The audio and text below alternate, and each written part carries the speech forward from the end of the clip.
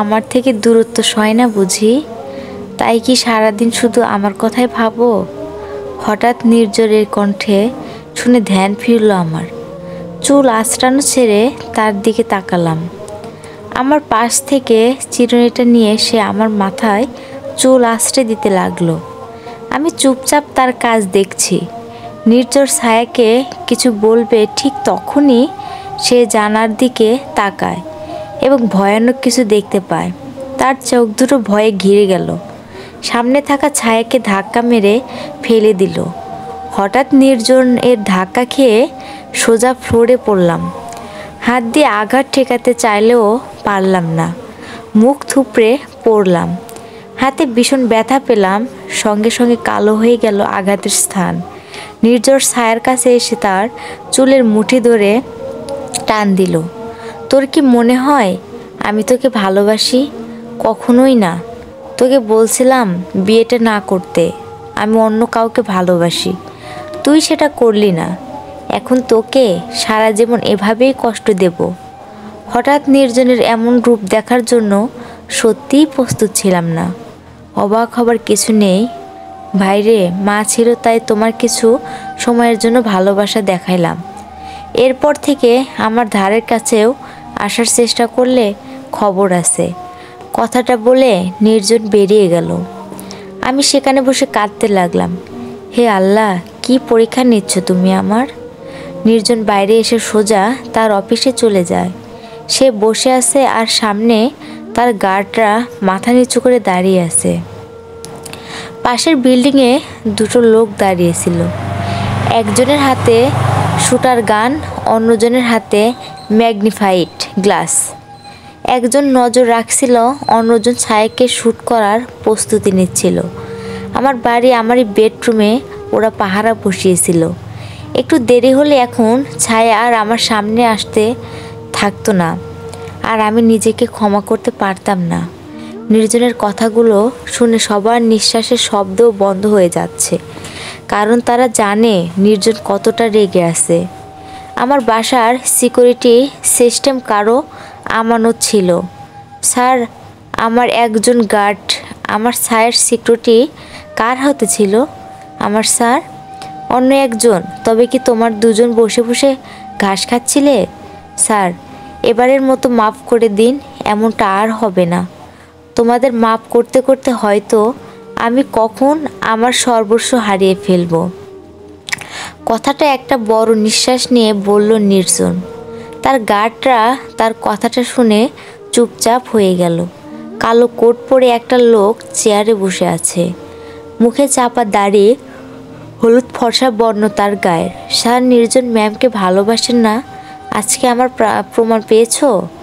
সব তো বুঝলাম, কিন্তু তাও মন কেমন মানছে না। নির্জন আর ছায়ার উপর নজর রাখো। ছায়া শুধু আমার, ওর জীবনের উপর অধিকারও আমার। কথাটা মাথায় রেখো। জি স্যার, অবশ্যই। দূরে ওই আকাশে এক বিশাল কালো মেঘ নীল আকাশের বুকে ভাসতে থাকা পাজা তুলোর মেঘগুলোকে ঢেকে দিয়েছে। পাজা তুলোর মেঘগুলো দেখতে ভীষণ মিষ্টি ছিল। এই মেঘের ওপর কালো মেঘের আস্তরণের মতো আমাদের জীবনটাকেও কালো মেঘে ঢেকে রেখেছে। নির্জন কেন এমন করছেন? আমি কি মানুষ না? আমার কি ভাবনা নেই? আমার কি দুঃখ নেই? আমি কি ইচ্ছে করে করছি? আমাকে এটা করতে তো বাধ্য করা হয়েছে। আমি যদি বিয়েটা করতাম নিজের জন্য, তবে আপনার হাজার কথা মেনে নিতাম। কিন্তু আমি যে নিরুপায় ছিলাম। কেন এভাবে কাছে এসে কষ্ট দিচ্ছেন? আকাশপানে চেয়ে কথাগুলো বলে কেঁদে বুক ভাসাচ্ছে ছায়া। ভীষণ কষ্ট হচ্ছে তার। ছায়া হঠাৎ কারোর কথায় জলদি চোখ মুছে নিলেন। পেছনে ফিরে দেখে আপু দাঁড়িয়ে, হাতে 2 কাপ চা। কিরে তুই কি করছিস সেখানে? কিছু না আপু, আকাশে দেখছিলাম, সুন্দর লাগছে তো তাই। সুন্দর লাগছে। তুই কি কাঁদছিস বোন? না, কাঁদবো কেন? ভাইয়া ঠিক আছে তো? হ্যাঁ, তোর ভাইয়া ঠিক আছে। সত্যি? রে, সত্যি ভালোবাসে ভাইয়া। রে, খুব ভালোবাসে। ওর ভালোবাসা এতটা বেশি যে তুইও বুঝতে পারবি না। আমি জানতাম তুই সুখী হবি। চা খাবি? তুই নিয়ে আসছিস? নে। আমি আপুর থেকে চাটা নিলাম। আমি হাসি মুখে চাটা নিয়ে চুমুক দিতে যাব, তখনই হঠাৎ নির্জন এসে আমার হাত থেকে চাটা ছো মেরে ফেলে দিল। ঘটনাটা চক্রে কিছু বুঝে ওঠার আগে নির্জন আমাকে টানতে টানতে ঘরে নিয়ে এলো। আমার রুমে পৌঁছাতে আমি তার থেকে হাত ছাড়িয়ে নিলাম ঝাড়ি মেরে। অসহ্য, এমন করেন কেন আপনি? কি সমস্যা আপনার? রেগে? তুমি আমার স্ত্রী হয়ে এ বাসায় এসেছো, কি খাবে কি না খাবে সেটা আমি ঠিক করব। এবার ছায়া সহ্য করতে পারল না। অনেক শুনেছি, আর না। ব্যাস ব্যাস মিস্টার চৌধুরী, অনেক শুনেছি, আর না। থামুন। আমার কোনো শখ ছিল না আপনাকে বিয়ে করার। আপনার মা আমাকে বলছিলেন আপনাকে যদি আমি বিয়ে না করি তবে আমার আপুর বিয়েটা হবে না। ভাইয়ার সাথে সেই জন্য বিয়েটা করেছি, না হলে আমারও সত্যি কোনো শখ ছিল না এগুলা করার। বিয়ে করেছি বলে কি আপনার হাতের পুতুল পেয়েছেন যা ইচ্ছে তাই করাবেন? রাগে চিল্লিয়ে, কল্পনা থেকে বাস্তবে, বুঝেছো তুমি? নির্জন কথাটা বলল, ছায়া শুধু কল্পনাই করলো। এটা সে নির্জনকে বলছে, সত্যি যদি ও বলে দিত তবে কি হতো? নির্জনের মা ছায়ার আপুকে বাড়ি থেকে বের করে দিত। কথাটা ভেবে ছায়ার বুক কেঁপে ওঠে। ইচ্ছে থাকা সত্ত্বেও কিছু বলতে পারে না। কি হলো, এভাবে কি দেখছো? কিছু না। কথাটা বলে ছায়া ওয়াশরুমে চলে এলো। ছায়া ওয়াশরুমে যেতে নির্জন বসে পড়ল। এ কেমন পরীক্ষা নিচ্ছ? ওকে, এভাবে আর কত বাঁচবো? আমি আর পারছি না। আমাকে ক্ষমতা দাও, ওকে ছাড়া বাঁচতে পারবো না। ওয়াশরুমে এসে শাওয়ার চালিয়ে অনেক কান্না করলাম। চোখের পানিগুলো শুকায় না, কখনো পড়তেই থাকে। মা তুমি কই? তোমার কোলে মাথা দিয়ে কাঁদতে মন চায়। মা? তমা বলো। বলছে ছায়াকে না দাদিভাই খুব রোডভাবে রুমে নিয়ে গেল। কেন? কেন তা তো জানি না। আসলে চা নিয়েও ছাদে গিয়েছিলাম, আমি ছায়াকে চাটা দিচ্ছিলাম, আর তখনই দাদাভাই ওকে হট করে টেনে রুমে নিয়ে গেল। তুমি দেখেও কিছু বললে না? কি বলবো মা? ছায়া তো দাদাভাই এর স্ত্রী, কিন্তু তুমি ওর বড় বোন, কিন্তু সম্পর্কে আর বয়স তো দাঁত বড়। তুমি রুমে যাও। জি মা। তোমার রুমে চলে গেল। কিছু কি ভুল হচ্ছে আমার? আমি যা করেছি তা কি সব আদৌ ঠিক করেছি, নাকি আমার ভুল হচ্ছে? কথাটা ভাবতে ভাবতে বেরিয়ে আসে নির্জনের মা। একের পর এক ড্রিঙ্ক করতে আছে নির্জন। বুকের মধ্যে কষ্টটা যেন পেয়ে বসেছে ওকে। ভীষণভাবে কষ্ট হচ্ছে তার। এই কষ্ট কেউই দেখতে পারবে না, কারণ এটাও কাউকে বলতেও পারবে না। স্যার অনেক হয়েছে, এবার উঠুন। আপনি ব্যালেন্স হারিয়ে ফেলছেন। জীবনের ব্যালেন্স আমি এমনিই হারিয়েছি, আর কি হারানোর বাকি? গার্ড বুঝতে পারে নির্জন এখন ঠিক নেই, তাই নির্জনকে জোর করে বাসায় দিতে যায়। চৌধুরী বাড়িতে এসে কলিং বেল দিতে ছায়া দরজা খুলে নির্জনের এই অবস্থা দেখে ছায়া অবাক হয়। ছায়া কখনো নির্জনকে এমন দেখেনি। ম্যাম, স্যার একটু ড্রিঙ্কস করে ফেলেছে, ওনাকে সামলান। নির্জনকে স্যারের কাছে দিয়ে গার্ড চলে যায়। নির্জনকে খুব কষ্টে ব্যালেন্স করে নিঃশব্দে খুব কেয়ারফুলি করে ঘরে নিয়ে আসে। নির্জন সমান বিড় করতে আসে। ছায়া এসে দরজাটা বন্ধ করে শান্তির নিঃশ্বাস নেয়। এদিকে নির্জন ছায়াকে হাত ধরে টেনে নির্জনের বুকের ওপর ফেলে। ছায়া থমথম খেয়ে যায়। ছায়া উঠে আসতে চাইলে নির্জন চেপে ধরে ছায়ার কোমরে। কি সমস্যা? কোথায় সমস্যা? মাতাল কণ্ঠে। ছাড়ুন আমাকে, লেবু পানি এনে দিচ্ছি। না দিবা না, তোমাকে বুকে নিয়ে ঘুমাবো ছায়া। কেন? তুমি খুব মিষ্টি ছায়া। না আমি মিষ্টি না, ছাড়ুন। তুমি আমার চকলেট ছায়া, তোমাকে খেয়ে ফেলি। জি। তুমি জানো আমি তোমার কত খেয়াল রাখি। জানি ঠিক কতটা খেয়াল রাখেন। এবার ছাড়ুন ছায়া। আকাশে বিরাট এক চাঁদ, যাকে বলে সুপারমুন, লাল বর্ণ ধারণ করেছে। এই লাল বর্ণ যেন কোনো রক্ত মাখা। মাটির এক রাস্তা দিয়ে তুমি হাঁটছো। রাস্তাটা ভীষণ ভয়ের এবং ভীষণ পেছল। একটু অসাবধানের কারণে তুমি মাটির নিচে 1000 ফুট গভীরে চলে যেতে পারো। কেন? কারণ কেউ তোমার জন্য ফাঁদ রেখেছে। আচ্ছা তারপর? সে ফাঁদ থেকে তোমায় বাঁচানোর জন্য আমি তোমার সঙ্গে যেই না হলো এক নতুন সমস্যা। যারা আমার শত্রু ওরা ঘিরে ধরলো তোমায়। আমি সত্যি অসহায়, এর মতো তোমাকে বাঁচানোর চেষ্টা করতে গেলাম। নির্জন কি বলতে চাইছে? ছায়া, তুমি আমার জীবন। কিছুটা সময় চুপচাপ থাকার পর ছায়া মাথা উঠানো নির্জনের ঘুম। ছায়া বুঝতে পারলো না নির্জন কি বলতে চাইছিল। ছায়া নির্জনের বুক থেকে সাবধানে উঠতে যাবে, তখনই নির্জন ছায়াকে আবার চেপে ধরল। চকলেট কই যাও? তুমি আমার মিষ্টি চকলেট, ইচ্ছে হয় খেয়ে ফেলি। ছাড়ুন না।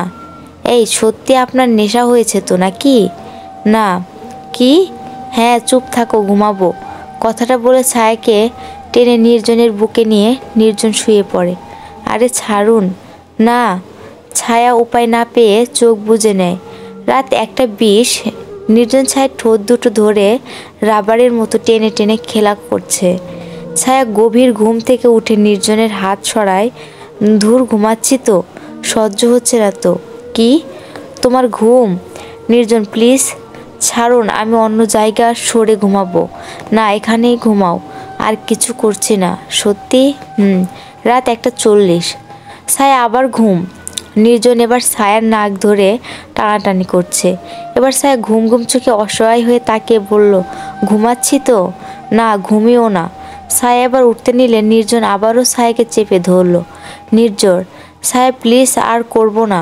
ছায়া আবার ঘুমিয়ে গেল। এবার নির্জনও ঘুমিয়ে গেল। সকালে নির্জন ঘুম থেকে উঠে ছায়াকে নিজের বুকে আবিষ্কার করে। মাথাটা তার ভীষণ ভার। সে উঠে ছায়াকে দেখে মায়াবতী ঘুমিয়ে আছে।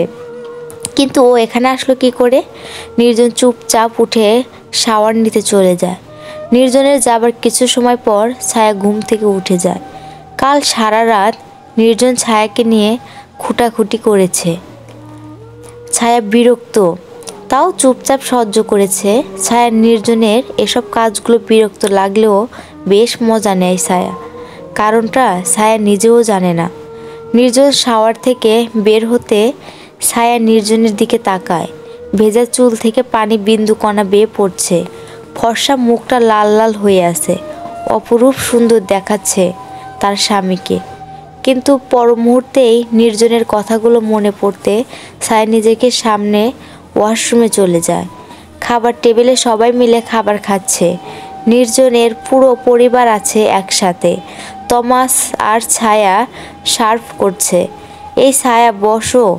তুই, আমি সার্ভ করছি। না, একসাথেই করি, তারপর বসছি। আরে না না, তুইও বস না। ছায়া ও সার্ভ করুক তমা। নির্জন, কেন ভাইয়া, আমি তো করছি। না, আপনি করছেন, ওকেও সাথে রাখুন, সমস্যা নেই। তোমার মুখে কিছুটা রাগী ভাব প্রকাশ পেলেও তা প্রকাশ করলো না। সবাইকে খাবার পরিবেশন করে ছায়া আর তমা খেতে বসলো। ছায়া খাবার শেষ করেছে ধীরে ধীরে। আবিরের খাবার শেষ হতে রুটিটা আবির খেতে চেয়ে তার প্লেটে নিয়ে নেয়। আবিরের পাশে তমা বসেছিল। আবির রুটিটা মুখে তোলার আগে তমা সবার সামনে থেকে রুটিটা চেলে ফেলে দেয়। ঘটনাচক্রে সবাই বিমত চেহারা নিয়ে তমার দিকে তাকায়। কি করলে এটা তমা? আবির ওতে না টিকটিকি বসছিল থমথম খেয়ে। না তমা, আমাদের বাসায় এগুলা নেই। নির্জন খেতে খেতে বলল, না ভাইয়া, আমি দেখেছি, কিন্তু আমি ব্যাস। নির্জন, বাদ দাও, হয়তো সত্যিই ছিল। লাইলা বেগম নির্জনের মা। আচ্ছা। নির্জন খাবার শেষ করে উঠতে উঠতে বলল, ছায়া 5 মিনিটের রুমে এসো। ছায়া কিছুটা অবাক হলো নির্জনের কথা শুনে। তারপর সবার দিকে তাকিয়ে উঠে গেল। কি আজব, আমি এনাকে কখনো বুঝতে পারবো না নাকি? ছায়া রুমে এসে নির্জনের ঘড়ি এগিয়ে দেয়। কিছু বলবেন? আমি বাসা থেকে কাজে যাচ্ছি। তো তুমি তমা বা মায়ের দেওয়া কিছু মুখে দেবে না? মানে মানে মা বা তমা কিছু খেতে দিলে সেটা খাবে না। আমার কথার অবাধ্য হবার চেষ্টা করবে না। তোমার উপর 24 ঘন্টা প্রতিটা কাজের ওপর নজর আছে আমার। সো ওরা কিছু দিলে যদি খেয়েছো, মনে রেখো রাতে তোমার উপর কিয়ামত এনে দেব। নির্জনের চোখের দিকে তাকিয়ে ছায়া শুকনো ঠোক দিয়ে বলে, ঠিক আছে। গুড। আর হ্যাঁ, কি সাবধানে থেকো। কথাটা বলে নির্জন ছায়ার কপালে একটা চুমু দিল। ছায়া তো দুপুরে আমি না আসা পর্যন্ত খাবার খাবে না, বুঝেছো? হুম টাটা। নির্জন বেরিয়ে গেল। সাহেব মধু এসে দিল। গল্পটি চলমান, ভালো লাগলে অবশ্যই চ্যানেলটি সাবস্ক্রাইব করবেন। ধন্যবাদ।